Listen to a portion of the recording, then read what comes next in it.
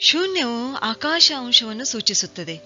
ಈ ಮುದ್ರಾಭ್ಯಾಸದಿಂದ ದೇಹದಲ್ಲಿ ಇರುವ ಹೆಚ್ಚುವರಿ ಆಕಾಶ ಅಂಶವನ್ನು ಕಡಿಮೆ ಮಾಡಬಹುದು. ಶೂನ್ಯ ಮುದ್ರೆಯನ್ನು ನಿರಂತರ ಅಭ್ಯಾಸ ಮಾಡುವವರು ಅನಾಹತನಾದ ಅಂದ್ರೆ ಕಾಸ್ಮಿಕ್ ಸೌಂಡ್ ಅಥವಾ ಸೌಂಡ್ ಆಫ್ ಸೈಲೆನ್ಸ್ ಅಂತ ಕೂಡ ಹೇಳ್ತೀವಿ, ಈ ನಾದ ಕೇಳಲು ಸಾಧ್ಯವಾಗುತ್ತದೆ.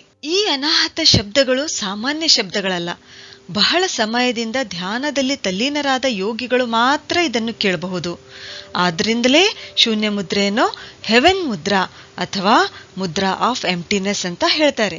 ಇನ್ನು ಈ ಮುದ್ರೆ ಹೇಗೆ ಮಾಡಬೇಕು ಮತ್ತು ಈ ಮುದ್ರೆಯನ್ನು ಚಿಕಿತ್ಸಾ ಮುದ್ರಾ ರೂಪದಲ್ಲಿ ಬಳಸಿದಲ್ಲಿ ಆಗುವ ಲಾಭಗಳೇನು ಅಂತ ನೋಡೋಣ.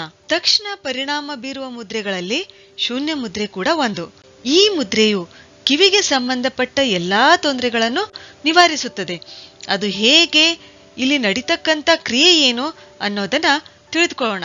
ಆಕಾಶ ತತ್ವದ ಮಧ್ಯದ ಬೆರಳಿನ ತುದಿಯನ್ನು ಹೆಬ್ಬೆರಳಿನ ಬುಡಕ್ಕೆ ಹಚ್ಚಿ ಹೆಬ್ಬೆರಳನ್ನು ಮಧ್ಯದ ಬೆರಳಿನ ಬೆನ್ನಿನ ಮೇಲೆ ಇಡಬೇಕು. ಇತರ ಬೆರಳುಗಳನ್ನು ನೇರವಾಗಿಡಬೇಕು. ಇದು ಶೂನ್ಯ ಮುದ್ರೆ ಆಗುತ್ತದೆ. ಹೀಗೆ ಮಾಡಿದಾಗ ನಮ್ಮ ದೇಹದಲ್ಲಿ ಆಕಾಶ ತತ್ವ ಕಡಿಮೆ ಆಗುತ್ತದೆ. ಆಕಾಶ ತತ್ವ ಸೂಚಿಸುವ ಮಧ್ಯದ ಬೆರಳು ನಮ್ಮ ಸೆನ್ಸ್ ಆರ್ಗನ್ ಆದ ಕಿವಿಗೆ ಸಂಬಂಧಿಸಿದೆ. ಯಾವಾಗ ನಮ್ಮ ದೇಹದಲ್ಲಿ ಆಕಾಶ ತತ್ವ ಹೆಚ್ಚುತ್ತದೆ, ನಮಗೆ ಕಿವಿಯ ತೊಂದರೆಗಳು ಉಂಟಾಗುತ್ತವೆ. ಆದ್ರಿಂದಲೇ ಕಿವಿಗೆ ಸಂಬಂಧಿಸಿದ ಎಲ್ಲಾ ತೊಂದರೆಗಳು, ಕಿವಿ ನೋವಾಗಿರಬಹುದು, ಕಿವುಡುತನ, ಕಿವಿ ಸೋರುವುದು, ಕಿವಿಯ ಶಸ್ತ್ರಚಿಕಿತ್ಸೆಯನ್ನು ಕೂಡ ಈ ಮುದ್ರೆ ಮಾಡೋದ್ರಿಂದ ತಡೆಗಟ್ಟಬಹುದು. ಸಾಮಾನ್ಯವಾಗಿ ಈ ಮುದ್ರೆ 5 ರಿಂದ 10 ನಿಮಿಷ ಮಾಡಬಹುದು. ಆದ್ರೆ ತುಂಬಾ ತೊಂದರೆ ಇರುವವರು 50 ನಿಮಿಷ ಶೂನ್ಯ ಮುದ್ರೆ ಮಾಡಿ ನಂತರ 15 ನಿಮಿಷ ಪ್ರಾಣ ಮುದ್ರೆ ಮಾಡಬೇಕು. ಟಿನಿಟಸ್ ಅಂದ್ರೆ ಕಿವಿಯಲ್ಲಿ ಯಾವಾಗ್ಲೂ ಒಂಥರ ಶಬ್ದ ಕೇಳಿಸುವ ರೋಗ. ಈ ಸಮಸ್ಯೆಗೆ ಶೂನ್ಯ ಮುದ್ರೆಯು ತುಂಬಾನೇ ಉಪಯುಕ್ತವಾಗಿದೆ.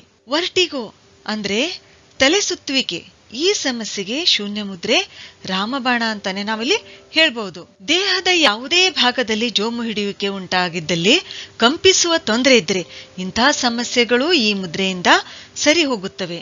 ಕೆಲವೊಮ್ಮೆ ಮಕ್ಕಳು ಮಾತಾಡಲಾರರು. ಕಿವಿಯು ಸರಿಯಾಗಿ ಕೇಳಿಸದಿದ್ದುದೇ ಮಾತು ಬರದೇ ಇರಲು ಕಾರಣ. ಶೂನ್ಯ ಮುದ್ರೆಯಿಂದ ಕಿವಿ ಸರಿಯಾಗಿ ಕೇಳಿಸಲಾರಂಭಿಸಿ ಮಕ್ಕಳು ಭಾಷೆ ಕೇಳಿಸಿ ಮಾತನಾಡಲಾರಂಭಿಸುತ್ತಾರೆ. ಆದ್ರೆ ಜನ್ಮತಃ ಕಿವುಡರಿಗೆ ಈ ಮುದ್ರೆಯಿಂದ ಉಪಯೋಗವಿಲ್ಲ.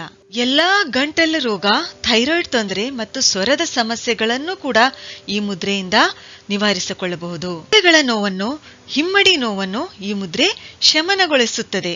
ಹೀಗೆ ಇದು ಚಿಕಿತ್ಸಾ ಮುದ್ರೆಯಾಗಿ ಕೆಲಸ ಮಾಡುತ್ತದೆ. ಸರಿ, ಹಾಗಾದ್ರೆ ಮುಂದಿನ ವಿಡಿಯೋದಲ್ಲಿ ಮತ್ತೊಂದು ಉಪಯುಕ್ತವಾದ ಮಾಹಿತಿಯೊಂದಿಗೆ ಭೇಟಿಯಾಗೋಣ. ಧನ್ಯವಾದಗಳು.